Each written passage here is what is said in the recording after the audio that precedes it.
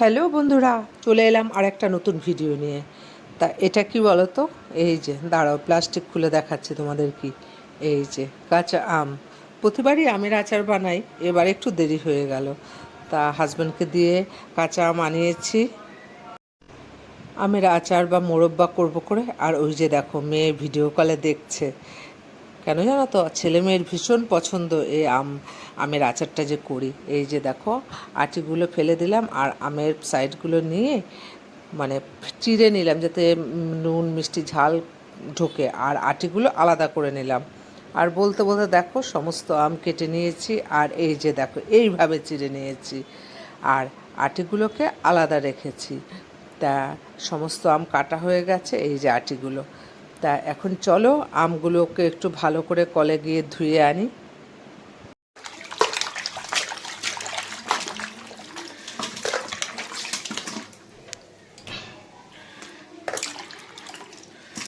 তা আমগুলো ধুয়ে জলটা ঝরাতে দিয়েছি, আর এদিকে দেখো গ্যাসে কড়াই বসিয়ে জল দিয়ে দিয়েছি, আর একটু জলে একটু নুন আর একটু হলুদ দিয়ে দিলাম।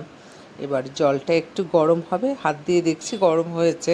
তো এবার আস্তে আস্তে আমগুলো দিয়ে দিচ্ছি, কেন একবার একটু ভাপিয়ে নিতে হবে আমগুলোকে। তাই এই যে দিয়ে ঢেকে দিলাম, ঢাকনাটা তুলে দেখলাম এই যে ফুটছে। ব্যাস, এখন গ্যাসটা বন্ধ করে দেবো, কারণ এর থেকে বেশি ফুটলে না আমগুলো গলে যাবে। দেখো সেট করে রেখেছি, এই ঝুড়ির মধ্যে ঢেলে দেবো। তা ঢেলে দিয়েছি ঝুড়িতে, এবার ঝুড়ি থেকে আমি এখানে দিয়ে দেবো। তা চলো এখন আমি ছাদে যাই। এই যে এবার এগুলো একটু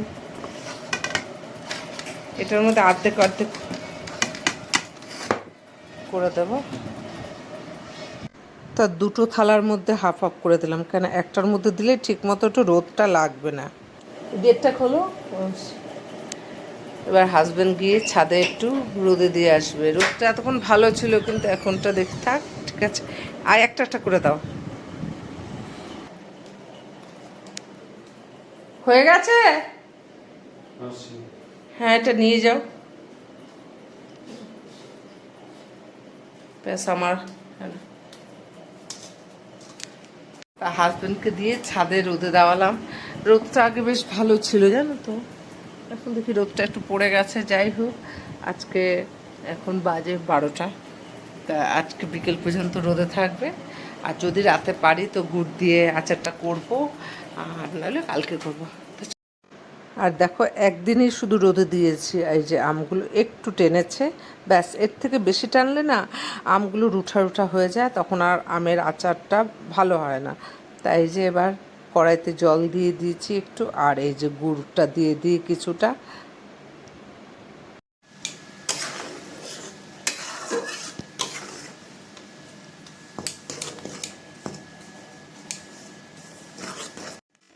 তা গুড়টা গলে গেছে আর একটু পাগও উঠেছে।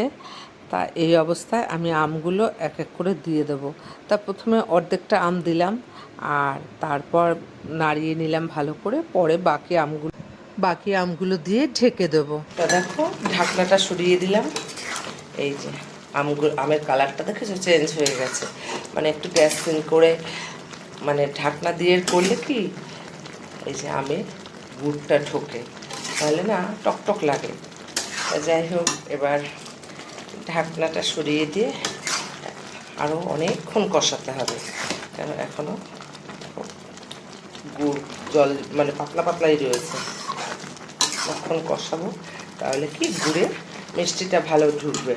আর এদিকে দেখো 5 ফোড়ন আর শুকনো লঙ্কা একটা তাওয়ায় বসিয়ে দিয়েছি। মানে শুধু মিষ্টি মিষ্টি কি ভালো লাগে বলো তো, একটু টক মিষ্টি ঝাল হলে চাটনি বা আচার যেটাই বলো, বা আমের মোরব্বা ভালো লাগে, একটু ঝাল ঝালও খেতে হয়।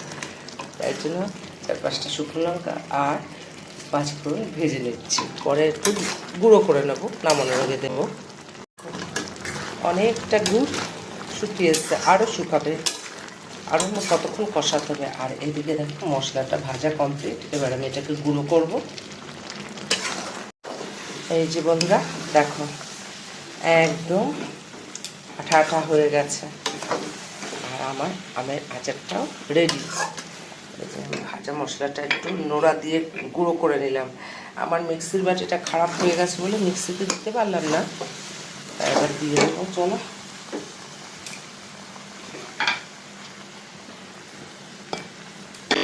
দিয়ে একটু নাড়িয়ে নিয়ে গ্যাসটা বন্ধ করে দেবো। মানে এখন তার গরম গরম ঢালতে পারবো না কোনো কন্টেনারে। দেখো নামিয়ে নিলাম, মশলাটাও দিয়ে নিলাম। কমপ্লিট আমার আমের মোরব্বা বলো, আমের আচার বলো, যেটাই বলো, টক ঝাল মিষ্টি। কেন টক বলছি কেন, এই যতটা আম ছিল তো মানে আম কেটেছিলাম ঠিক ততটাই গুড় দিইনি, যাতে একটু টক টক লাগে, একদম মিষ্টি ভালো লাগে না।